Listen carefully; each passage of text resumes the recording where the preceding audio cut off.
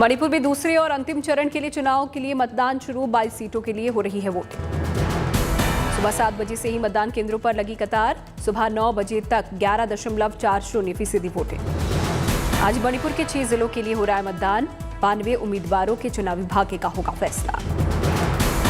1247 मतदान केंद्रों पर की जा रही है वोटिंग। कोविड प्रोटोकॉल का भी रखा जा रहा है ध्यान।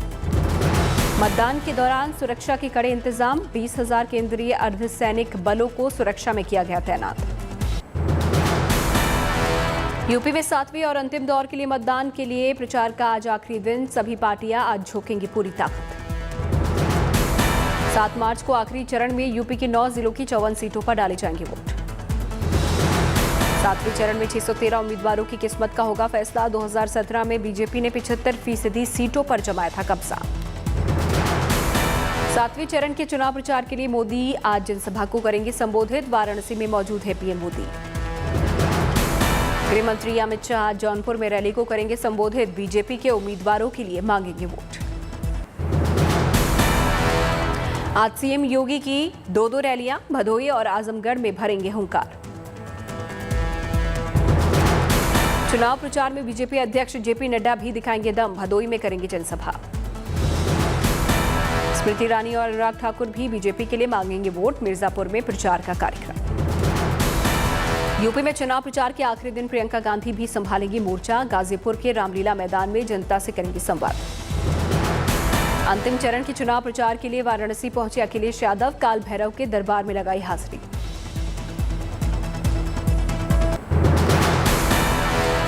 बीती रात वाराणसी कैंट रेलवे स्टेशन का जायजा लेने पहुंचे पीएम। घूम घूम कर लिया स्टेशन का जायजा। लोगों ने लगाए मोदी मोदी के नारे। पीएम की एक झलक पाने के लिए लोगों की उमड़ी भीड़। लगाए मोदी मोदी के नारे। वाराणसी में पीएम का दिखा अनोखा अंदाज। चाय पीने के लिए काशी के फेमस पप्पू चाय वाले की दुकान पर पहुंचे। वाराणसी के 80 घाट इलाके में स्थित मशहूर चाय की दुकान पप्पू की अड़ी पर बैठकर पीएम ने ली चाय की चुस्कियां। चाय दुकान पर मौजूद लोगों से पीएम मोदी ने की बात। इस दौरान प्रधानमंत्री ने लोगों से क्षेत्र के विकास कार्यों पर भी की बात। प्रधानमंत्री मोदी ने की काशी विश्वनाथ मंदिर में पूजा अर्चना। पूरे विधि विधान से किया रुद्राभिषेक। काशी विश्वनाथ मंदिर में पूजा के बाद पीएम ने बजाया डमरू। बाबा भोले से मांगा जीत का आशीर्वाद। वाराणसी में पीएम मोदी ने किया 3 किलोमीटर लंबा रोड शो। बलदहिया चौराहे से काशी विश्वनाथ धाम तक लोगों से पटी दिखी सड़क। मोदी ने रोड शो के जरिए मतदाताओं को रिझाने की कोशिश की। वाराणसी के 3 विधानसभा क्षेत्रों कैंट शहरी उत्तरी और शहर दक्षिणी में बीजेपी के पक्ष में माहौल बनाने की कोशिश। सिर पर भगवा टोपी पहने मोदी ने रोड शो के दौरान काशीवासियों का अभिवादन भी स्वीकार किया। जनता की ओर से मिले उपहार भी किए स्वीकार। चुनाव प्रचार के आखिरी दिन पीएम का मेगा शो। खजूरी में जनसभा करके बीजेपी के लिए मांगेंगे वोट। यूपी के मिर्जापुर में पीएम मोदी ने रैली को किया संबोधित। कार्यक्रम में साथ नजर आए यूपी के सीएम योगी आदित्यनाथ।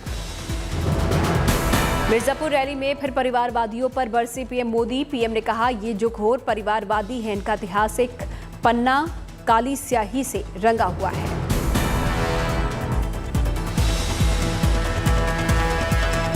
इनका इतिहास एक एक पन्ना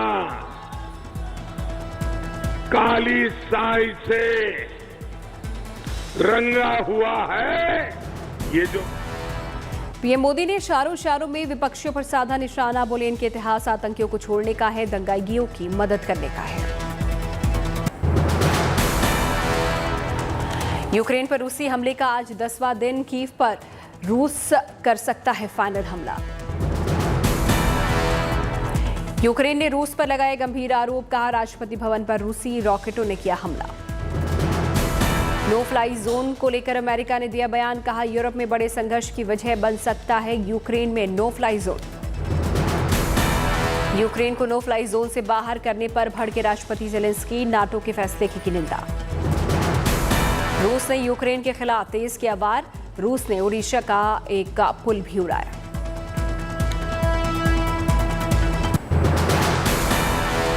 रूस ने यूक्रेन पर 7 दिन में 500 से ज्यादा रॉकेट दागे। रूस ने यूक्रेन के बंदरगाह वाले शहर मारियोपोल को भी घेरा। यूक्रेन ने जर्मनी से मांगी हथियारों की मदद, टैंक, पनडुब्बी और लड़ाकू हेलीकॉप्टर मांगे। यूक्रेन की मदद को लेकर जर्मन रक्षा मंत्रालय ने दिया बयान, कहा कई हथियार शिपमेंट के लिए तैयार। यूक्रेन और रूस के बीच तीसरी बार बातचीत की बनी संभावना, कल हो सकती है तीसरे दौर की वार्ता। यूक्रेनी राष्ट्रपति ज़ेलेंस्की आज करेंगे अमेरिकी डेमोक्रेटिक और रिपब्लिकन सेनेटर्स के साथ वर्चुअल मीटिंग। सूत्रों के मुताबिक बैठक शाम 4 बजे हो सकती है। रूस और यूक्रेन के युद्ध के बीच सैमसंग कंपनी का बड़ा फैसला, अब रूस को मोबाइल और चिप की सप्लाई नहीं करेगी सैमसंग। सोशल मीडिया को लेकर भी रूस में जंग जारी, रूस ने अब यूट्यूब पर भी लगाया बैन। फेसबुक और ट्विटर पर रूस में पहले ही लग चुका है बैन। सोशल मीडिया कंपनियों में रूस को लेकर नाराजगी। मेटा ने लिया बड़ा फैसला, रूस यूक्रेन के यूजर्स के लिए बदली फेसबुक और इंस्टाग्राम की सेटिंग। इटली ने भी रूस के खिलाफ लिया फैसला, रूस के सबसे अमीर शख्स की लग्जरी क्रूज को किया जब्त।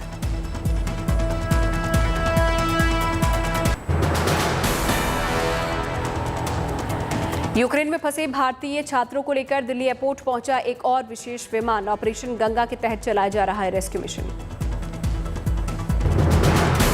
रोमानिया के सुसेवा से कराई गई छात्रों की वतन वापसी, एयरपोर्ट पर राष्ट्रीय ध्वज देकर छात्रों का किया गया सम्मान।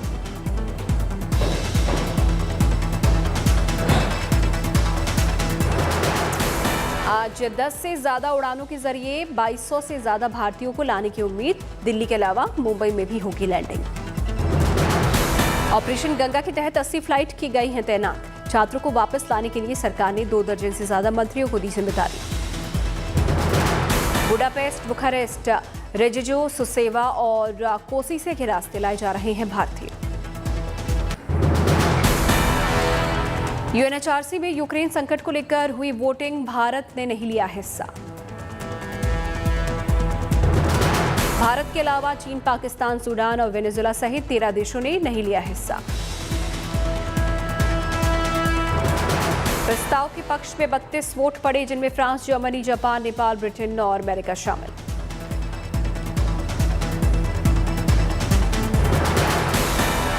प्रस्ताव के खिलाफ पड़े 2 वोट, रूस के अलावा इरिट्रिया ने प्रस्ताव के खिलाफ किया वोट। रूसी मीडिया का यूक्रेन के राष्ट्रपति को लेकर बड़ा दावा, पोलैंड पहुंचे ज़ेलेंस्की।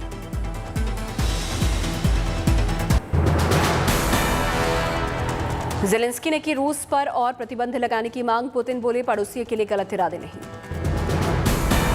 यूरोपीय संघ ने रूस और बेलारूस के साथ क्रॉस बॉर्डर मदद के सभी कार्यक्रम किए सस्पेंड। यूक्रेनी राज्य परमाणु कंपनी का कहना है कि न्यूक्लियर रिएक्टर पर रूसी हमले में 3 यूक्रेनी सैनिक मारे गए, वहीं 2 सैनिक गंभीर रूप से घायल। रूस यूक्रेन में युद्ध के बीच फ्रांस ने बड़ा दावा किया। फ्रांस ने कहा उसने रूस के 3 जहाजों को पकड़ लिया। इंटरनेशनल जिम्नास्टिक फेडरेशन का बड़ा फैसला, रूस और बेलारूस के एथलीट्स को किया प्रतिबंधित। यूक्रेन का दावा, वोल्नोवाखा के पास मार गिराया गया एक और रूसी Su-25 विमान। यूक्रेन पर ब्रसेल्स में नाटो की बैठक हुई खत्म, संगठन के विदेश मंत्री और महासचिव भी थे बैठक में मौजूद। अमेरिका के सांसद लिंडसे ग्रैहम के बयान पर भड़का रूस, बयान में सांसद ने रूसी राष्ट्रपति पुतिन को मारने की कही बात। रूसी दूतावास ने बयान पर जताई आपत्ति, रूसी दूतावास की ओर से कहा गया लिंडसे ग्रैहम की पुतिन की कत्ल करने की बात अपराध है। अमेरिका ने दिया रूस को बड़ा ऑफर, अमेरिका ने कहा अगर रूसी सेना यूक्रेन में जारी युद्ध को समाप्त करती है तो उस पर लगे प्रतिबंधों को हटाया जा सकता है। युद्ध के बीच यूएन का दावा, अब तक 12 लाख से ज्यादा लोगों ने यूक्रेन छोड़ पड़ोसी देशों में ली पनाह। दुनिया भर में जारी है रूस के खिलाफ प्रदर्शन, स्पेन के बार्सिलोना में रूसी राष्ट्रपति पुतिन के खिलाफ हजारों लोगों ने निकाला मार्च।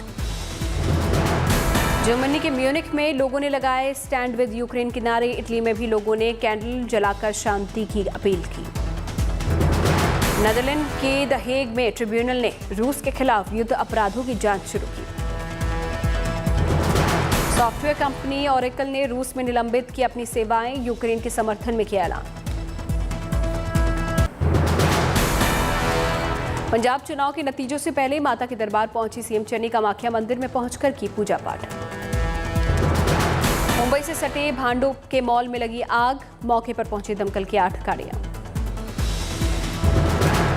गुरुग्राम के सेक्टर 31 में वेडिंग गार्डन में लगी भीषण आग, दमकल की आधा दर्जन गाड़ी आग बुझाने में जुटी, आग से लाखों का नुकसान। श्रीनगर के बोन एंड जॉइंट हॉस्पिटल में लगी आग, दमकल आग बुझाने में जुटा, मरीजों को सुरक्षित जगहों पर पहुंचाया गया। तमिलनाडु से लगी समुद्री सीमा में मछुआरों के लिए कोस्ट गार्ड ने जारी किया अलर्ट, समंदर में बने रहे दबाव के चलते किनारे पर आने या फिर शेल्टर लेने की सलाह।